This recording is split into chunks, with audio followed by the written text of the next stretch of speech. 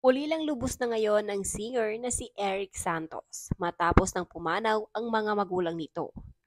Ayon kay Eric, hindi niya alam kung saan siya kukuha ng lakas dahil sa matinding pagsubok na kanyang nararanasan.